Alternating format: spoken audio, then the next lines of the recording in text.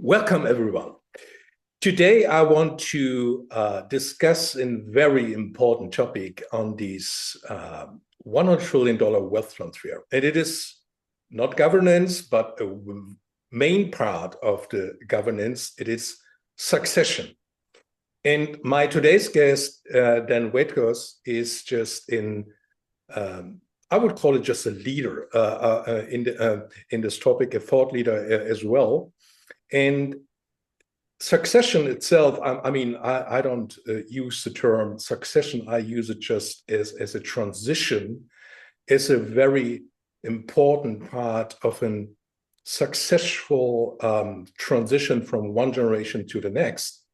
And before we jump in our session today, then I will give you the ball today. Please introduce yourself for the audience today.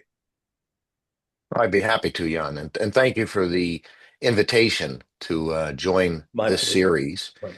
Well, just by way of a bit of background and perhaps relevance for our audience here, I grew up in a family business environment, which means I was blessed with an early appreciation for both the privilege and the complexity that comes with being part of a family enterprise.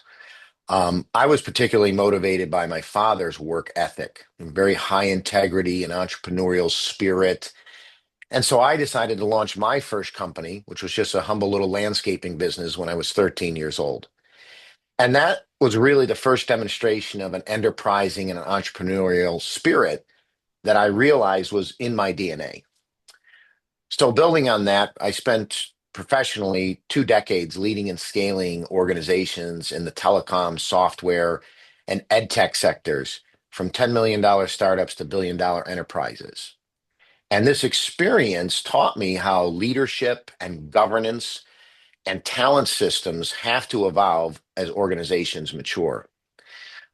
Today at Corsica Partners, we specialize in executive search and leadership advisory for public, private, venture, and family office-backed enterprises. And it's really the ideal intersection of my background, right? Family business roots, corporate leadership experience, and a deep appreciation for what I refer to as the human capital architecture, which is required for effective business continuity. So now my work focuses on helping financial sponsors, which includes family offices, design succession systems, not just find successors for their key roles. That's great. And let's jump in. And I'm curious about our episode today. And I will start just with a little story. And this kind of little story is just, I often face the question, okay, what are the most successful families, the wealthy families, are actually discussing behind closed doors? Is it just money? Is it just investments or stuff like that? And I often respond, no. Behind closed doors, they talk about other things. They talk about power. They talk about influence, and most importantly, they talk about succession. And each family around the globe is looking for solutions, for pathways. What are the best practices, what they can use for their own family to make this multi-generational continuity maybe happen? And often they come up with these shirt sleeve to shirt sleeve or rice paddy to rice paddy or stuff like that. Can you give me and our audience just in a holistic view, what is succession? What is transition? What is your definition of this? Sure, it's a great place to start, Jan. And let's start with the premise and the assertion that strategic succession is not an event or a moment in time or even an activity. It really is a system.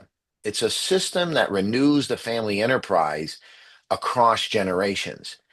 And my point of view is that a holistic transition has several elements, essential functions that need to be discussed within the family.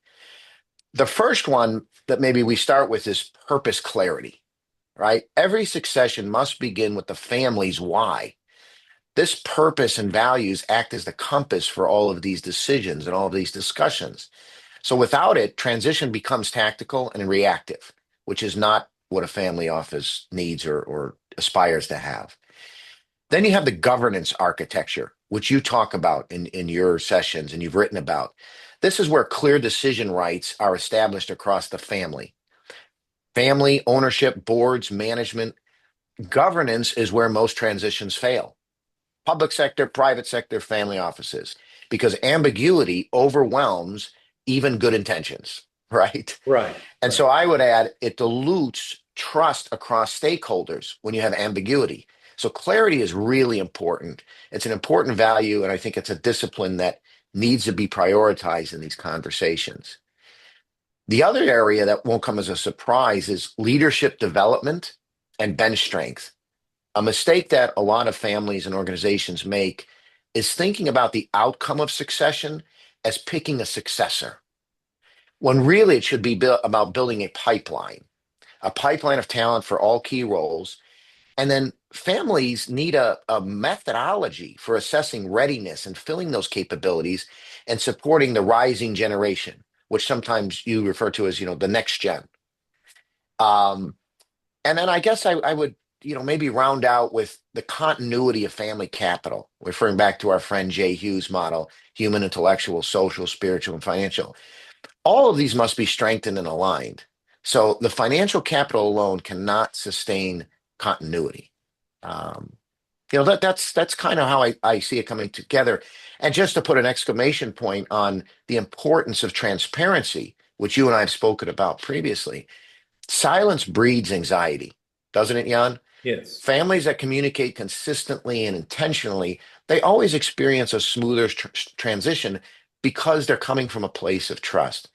So my point of view is if any one of these elements is missing, the succession process and thought process can quickly deteriorate into a personality contest, for example, instead of really what I call a strategic renewal. It just protecting the momentum in the family, right? That's right. Let's call it this way. And the main point is just, we face at this time the greatest wealth transfer in history, right? Yeah. And my observation says that, around the corner, the next wealth transfer is waiting for us. It is estimated around 2040 to 2045, with an estimated volume of $200 trillion wealth transfer around the globe. And Right. the most important and critical component of this is just that these generation, they will get these a lot of financial power in their hands, but not only financial power, but also power and influence and maybe leadership power are completely different from the acquirers generation, right? The baby boomers and the The silent wealth creators. Yeah. creators, right?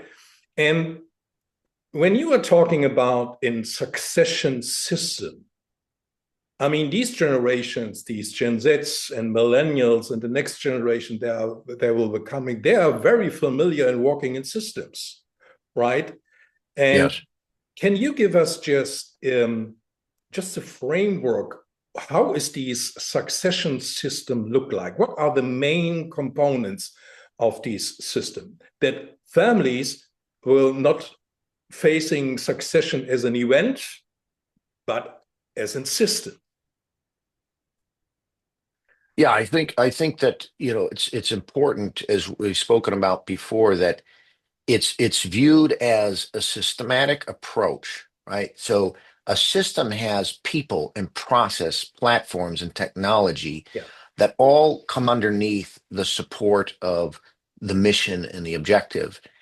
And I think you're right. I really like where you were going with the notion that the next generation is often looked at with some level of suspicion or suspect about their capability of leading in the future, and are they prepared? And we'll talk about ways to get them synchronized with the first generation, the generation that created wealth. But I think it's really important not to underestimate both the mind and the heart of Yes. the next gen. This is a digital forward and now an AI forward generation of individuals that are smart. They're unafraid of asking questions, probing at missions, probing at family norms. And this is precisely the type of energy I think that family offices need to leverage, right? Instead of just looking at it as generations, consider the energy that the next generation brings forward to support the process and the systems. That's a great response, and I will go a step deeper.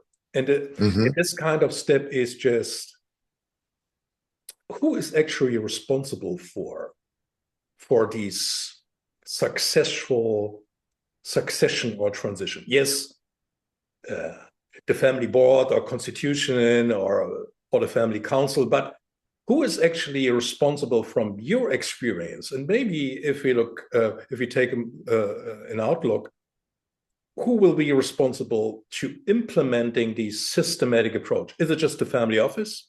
I don't know. Is the family office actually capable of to run these systematic approach? Is it just giving the vote or just the rights or the discussions just in the hands of the rising generation? Because the success itself lays in the hand of the next generation, right? Right. What is the ground foundation of and also a ground foundation for a successful execution, implementation of this systematic approach of succession? Can you give me just an idea on this? Yeah, I think that frankly, the word to key off of is synchronization, right? How do you synchronize the generations and the participation of those members? Your question about who's responsible, everyone's responsible, right? By being born into or recruited into or married into a family office platform, you have a right, but also a responsibility, an obligation, and an opportunity to participate in chartering a future course. And so I think the most important thing is to align those stakeholders and ask the question, how do we synchronize the existing generation with the future generation, the one that we know of and the one that will most certainly come into frame, as I said, through major life events or changes.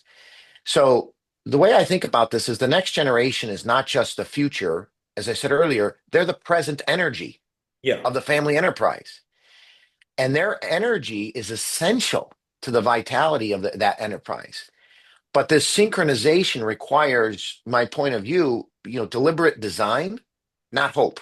Hope is a virtue, but yeah, it's not a strategy. yeah, So to simplify, maybe summarize, there are three ways to align these constituents. Shall we say, the current administration of a family office and the next generation, which ultimately is the answer to your question. They all have a role to play. So the first tip I recommend, and I'm particularly passionate about this one, is shared learning environments where you offer joint education programs or investment committees with cross-generational membership, or collaborating on philanthropic actions. This helps both sides or all parties see each other's perspective in action. And this opportunity to learn together builds alignment far faster than lecturing or waiting for osmosis to happen, right? We've all worked with families where they're hopeful that, you know, he or she or they are going to grow into the responsibilities. This is a much more deliberate way to engage. The second tip is structured mentorship and reverse mentorship. So you think about the existing elders or generation, they provide wisdom and they have history and they have context. And as you said, they are the muscle, often the muscle behind the wealth creation. And now they're stewards of wealth management. The next generation, as I said a few moments ago, really, I think provides the digital fluency. They're tech forward thinking, they're fearless in challenging old paradigms and models. Um, and it helps pressure test for them the possibilities that have not been explored by prior generations. So I think families that institutionalize this two-way mentorship can create respect and that keyword clarity again. So just as we do in private or a public company, when we set up mentorship within an organizational design, the same can be applied and should be applied to a family office and the operating businesses of the family office. And then maybe I'll end with this thought: governance roles with real responsibility. What do I mean by that?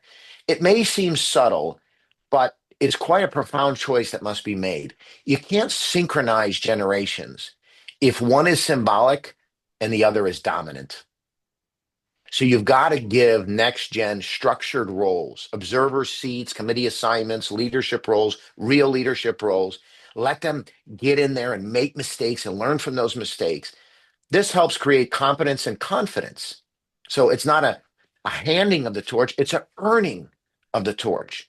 And the psychological impact that you and I've spoken about before of having created some value for the family office instead of just taking on the stewardship of the family office is really important, especially to the next gen. So alignment is earned through participation, and succession is successful when both of those generations or all generations involved, could be multiple at one time, see themselves as the co-architects, Jan, rather than competing for influence. And I think that's the real secret. That's a great point of view, and I would like add is just if we take a look into the reality, and what I mean by this is just the family itself starts in the second generation, not in the first generation. Mm-hmm. But if I want to, just a little provocative, is if we want to see more and more families of significant wealth over the next 5 years and over the next decade, is it just necessary for each wealth creator to make a clear observation or build up the ground foundation for the family just also in the first generation, have a clear plan for the succession and transition into the second generation, number one. Number two is, I often recognize that if it comes to a transition, a succession from the creator generation to the second generation, by and large, these generations often have no clue, no idea what their responsibilities are to build up the family house for the next generation that come. Is my observation, reflecting on your experience, correct? Do we need, you pointed out these educational components in the family itself. Do we need a new, refreshed approach to families to bring these educational topics also more and more in front of the first generation, that they become aware of that the succession itself is not a topic to discuss later on, maybe if the creator is 50 or 60 or stuff like that. No, if he or she have created a wealth maybe in the mid of his 30s, to sit down, okay, that is now the point to start the discussion about succession. I am correct with this? Yeah, I think you're making a very important point, is how we think about succession in the context of a lot of moving parts and a lot of different potential agendas, right? It's important to think about succession and understand where people are coming from to the topic of succession. As you rightfully point out, you're going to have folks that are involved in this conversation that have generated the wealth. And you're going to have people involved that sponsored the generation of the wealth, early investors, family and friends. You're going to have beneficiaries of the wealth. And you can't expect that they're all going to have a unified point of view without the learning, without the communication that we've talked about. But if I had to pick a word, Jan, that can ground this conversation, and I really do think covers all of the stakeholders equally, the word is renewal, right? Let's think about Mother Earth for a moment. It uses the seasons to renew. We take it for granted, but it's critically important to the ecology of the earth and our own systems and how we live and operate. Whether it's in business or family or nature, renewal is really should be the focus. And when we think about renewal, it's not a hardship, it's something that we need to accept. And then we have to decide, do we want to actively participate in renewal? And one of the ways in which I think there's an opportunity for family offices, I'm particularly passionate about this because I was given the example from my own father who had his business. But in his wisdom, and this is something I've tried to extend and have extended to my own family, my 4 children, is that rather than become the recipient of a wealth transfer, which is going to happen, for many families and many recipients who are blessed for that, set up a system of renewal that allows them to actually consider applying themselves to create the G1 experience. Mm. And what I mean by that is, instead of thinking about next generations as G2, 3, 4, and on, what can we do to challenge them with the benefits and opportunities we can create to go off and make their own mark? So whether it's inside the family office or one of the family office assets or doing their own thing, I think the psychology of giving people an invitation, at least the invitation to go out and develop their own capabilities and their own success, when they come back to the renewal conversation, if they've had the benefit of their own success, modest success or great, it changes the framework. So in summary, 2 things. Think about it as renewal, and this is a perpetual process. It's not a moment. You need systems and you need to accept it. And your role in renewal will change as you get older, as you work through the family office. And secondly, consider the opportunity to give the next gen their opportunity to go off and create their own success, big or small, so that they have a greater appreciation for what the matriarchs and patriarchs of the family office have been through, the types of difficult decisions they had to make, and ultimately the satisfaction they enjoy as the fruits of their work. That's a great point, and the thoughts what comes across to my mind if you explained your perspective is just that the need and the request that the family becomes an institution. If the family would or should survive over generations. Mm-hmm. If not so, there's a great chance that the family will disappear quite fast, maybe in the 2nd or 3rd generation. On the matter that each family around the globe, if you have significant wealth, you stay in competition with others. With other families, they are more professionalized, more institutionalized, and stuff like that. Many forget this at the point. And let's take a look for a moment to the outside. And what I mean by the outside is just these advisor environment. And there's an interesting discussion. What I want to share with you is just, I had a discussion with a G3 family member, and he said to me, listen, our greatest risk in succession itself is the advisor environment, because these fragmentation of the advisors, number one, and number two is these advisors don't care about us. They care about themselves, that their bill will pay it, and they're walking in silos. And he was raising the question, and I found this interesting. he raised the question, okay, what can I do as a family member, as a family leader, to break down these silos?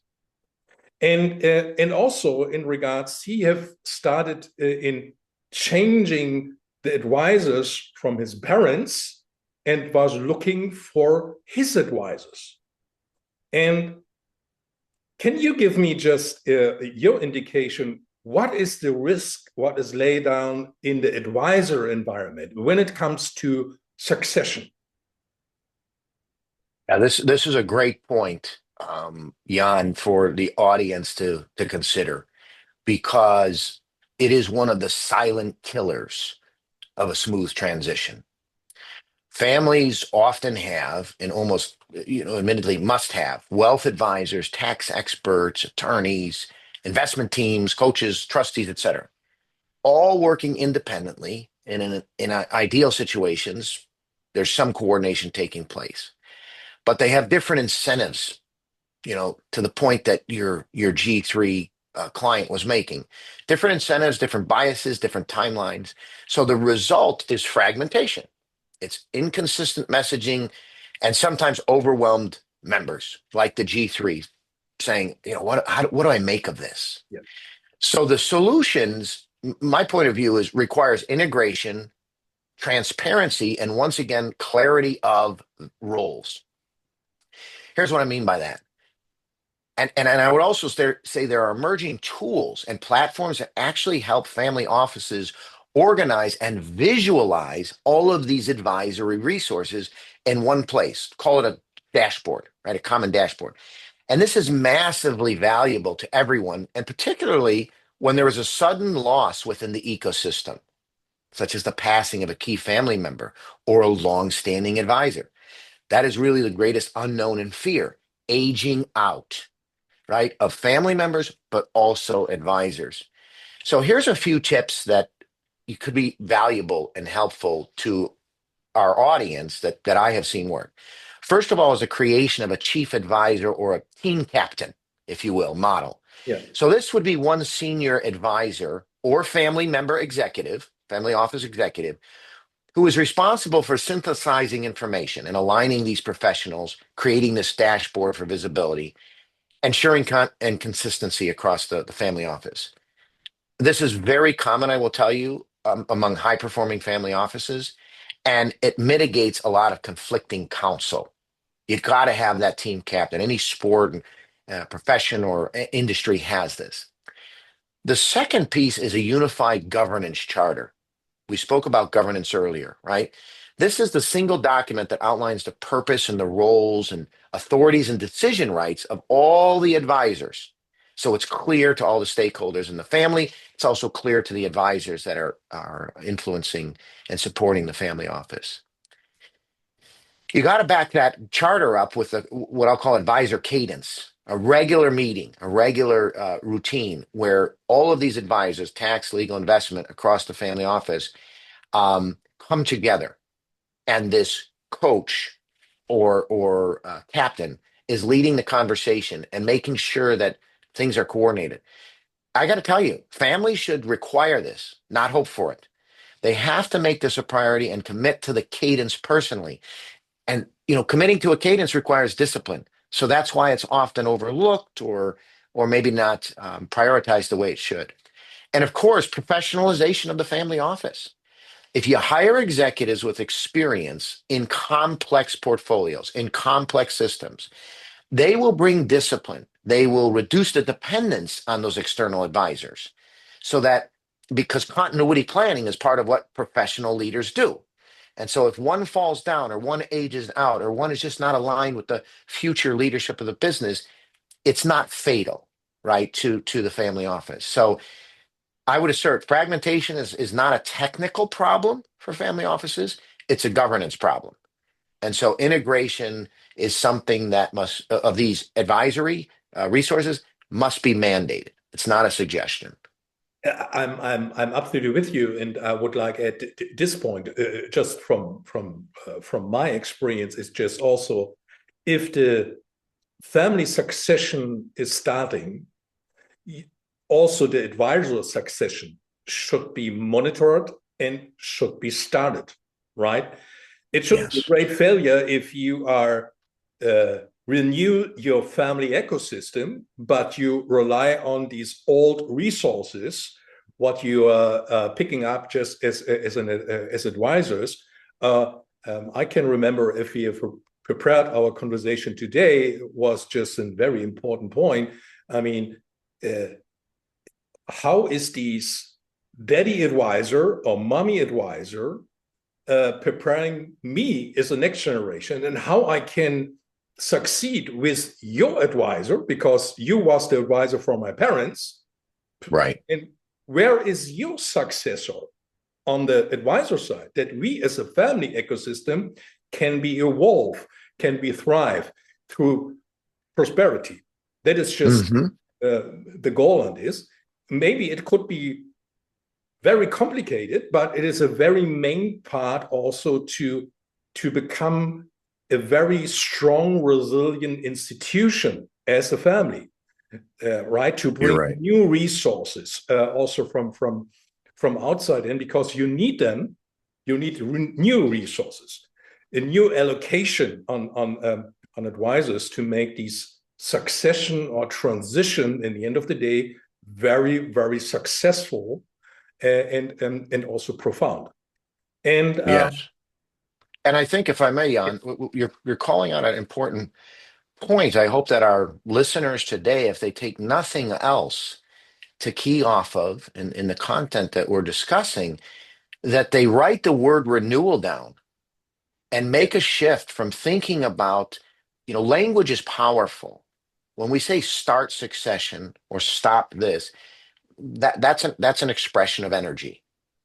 Renewal is perpetual. Yes. That's the word we want people to hold on, because the reality is, in this advisory topic, if you're perpetually renewing, that you have the right resources, that you have the right clarity.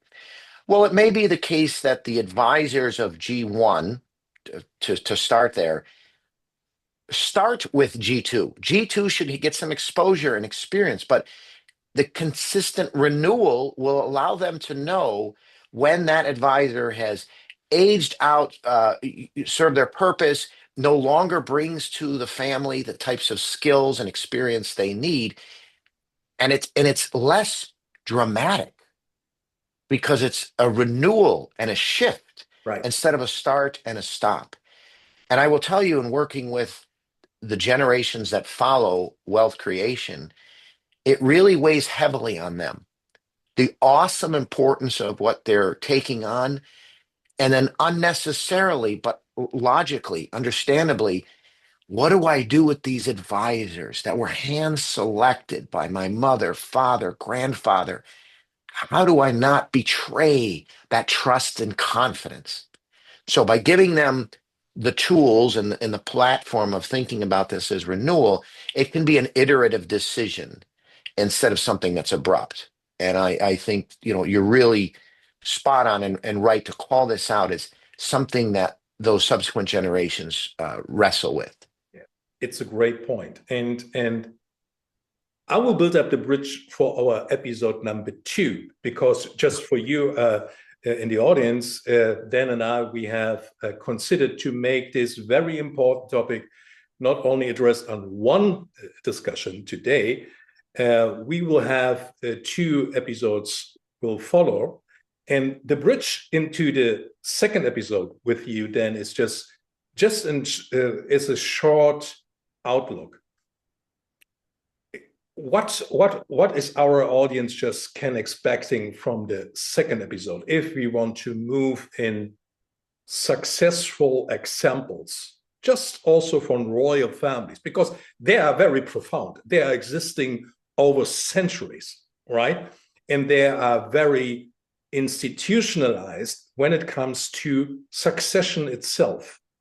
And can you give us just let's call it 3 main points, what you want to address with me in the second episode, if we make it some more practicable with examples, what, I mean, in the end of the day, each family can use and implement and can learn from.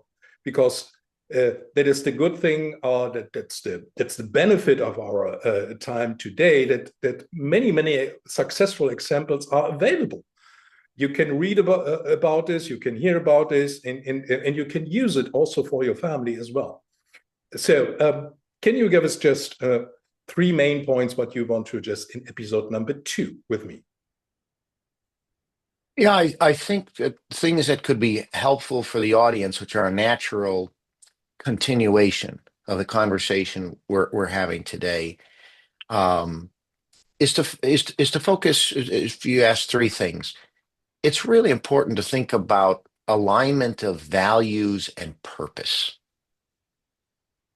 So aligning on the family narrative in terms of what the family stands for is really important, and something that warrants its own episode, but is certainly something I think that you and I will talk about.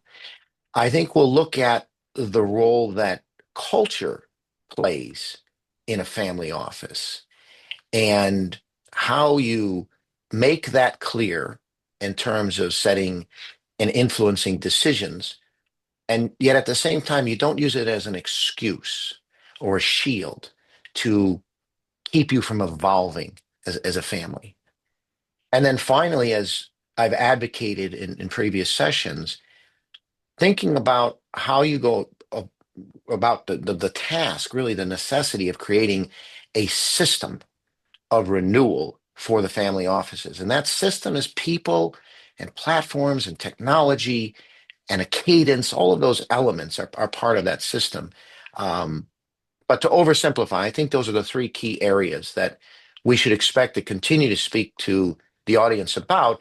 And as you and I have spoken about previously, we want to hear from the audience. So I'm hopeful that folks will listen to the episode today. Perhaps there's some things that will spark their interest or really scratch an itch that they have. Like, this is exactly what we're dealing with. And come back to us, and you in particular, with feedback and say, I'd like you guys to spend a bit more time on that topic, because, in my profession and having come out of a family enterprise, I think it's important to not assume, what's broadly valuable to the audience, but to ask the question and meet them where they're at. So as much as we can telegraph things we might cover in future episodes, I think, Jan, you and I would both agree we'd like the audience's participation. We'd like their input on the things that resonate with them and what are the real gnarly, difficult topics they're wrestling with, because then we can put our collective experience together, you and I and those that we work with, to provide them with discrete solutions and recommendations. Absolutely, and maybe we should do episode number 2 or number 3 just as in live, that each participant have directly the opportunity to ask a question or make a comment. But in the end of the day, it's just what I want to achieve is also to bring more clarity what succession actually means. Or in other words, I mean, if you come up with these topic, it could be if you say, okay, what is step number 1? What is step number 2? What is in the middle? How many steps? What is in the middle? What should we do? What are the actions? And what is the process? What is the system behind that we can also implement in our family governance, that we iterate from one generation to the next, but in the end of the day, that we have a very, very strong transition and succession system in place, what will secure that our family will continue over generations, right? Yes. But yes. It is the point. I mean, if it comes to succession, in the end of the day, very few people know exactly, okay, when should it start? What is step number 1? What kind of discussion we should hold with a potential successor? Is it just even better to bring an outside successor into the family? Or is it just even better to talk to my son, to my daughter, to the cousins, whatever, and to make this clear? Because we as humans, we need a system approach, a system architecture, pathways, what give us just orientation. what should be done, Mhm. right? And that is just my idea also for the episode number 2. And coming back to the examples, I mean, there are many examples around the globe what we can utilize on this point, but helping families to solve these very, very important topic, not with more complexity, just in a proper way. Yes. Easy to handle, easy to understand, easy what kind of role should be implemented, and everybody is maybe fit in this kind of role, that it should be just as an engine, right? At the end of the day, it is an engine. It is a succession engine, right? And that is just what we want to address on. And so Yeah. I that would is just think, my yeah, and I just guess I would offer this perspective, Jan, that at some level we have to accept the fact that the succession system and the discussion of renewal within family offices is a messy affair. It's not easy, it's right? It's a messy affair. And I think a system to set expectations for an audience, a system will be, in the context of this topic, a set of guiding principles, yes. all right, that prompts behavior and prompts priorities. And notice I'm saying prompts, not prescribes, because I think we have to be very careful about believing that you can prescribe a system or a set of steps that's going to work for every family office. I mean, there we just step back for a moment and consider the nuances and the significant differences between family offices in different countries around the world, right? So there isn't a one size fits all prescription, but I do believe there are some infallible prompts that every family office should be asking itself or considering that will guide it down the path of constructive renewal and allow them to remain unified, no matter where they are, in the notion that it all starts with the family institution. The family is first. It will always be family over self. And this is what makes successful families and family offices successful over many, many generations. And that is that compass setting. It's family over self. It's family first. And the real competition, if you will, for capital or distraction or advisory services is outside the family. And Absolutely. so keeping the family unified is a great way. You know, keeping that as a compass setting, a North Star. Family first, family over self, no matter the generation, complemented by a series of prompts, which we will define as a system versus prescription, is how an agile organization of any type is successful. Because the best way to ensure failure in a family office is to become rigid, to say, here is the plan. Absolutely, absolutely. And just as a closing remark for today, succession Yes, itself is also from, in my interpretation, I mean, is just if you want to become as a family great by choice, or do you will fail by choice. There is nothing in between. right. And number 2 is just, I'm completely with you. It's just setting up principles that each generation can use these principles, can iterate and enhance these principles, but it will be secure. That is just my topic in each discussion, a multi-generational continuity. It is not wealth, it is just a family prosperity over generations, right? Mm-hmm. And as a ground foundation, you should have the systematic approach for succession inside of your governance just implemented.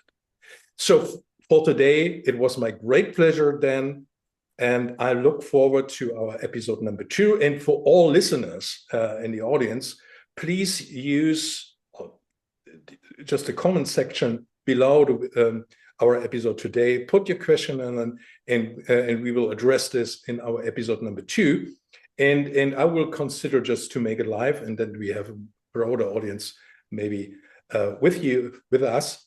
And that would be fun. Yeah, that would be fun. And for today, many thanks for your time, because time is your greatest treasure. And I wish you and your family a wonderful Christmas and a happy New Year, and look forward to see you in 2026. Thank you, Jan. I extend the same to you, to our listeners, and in this season of renewal, may the episode add some value and give the folks things to think about as we head into 2026.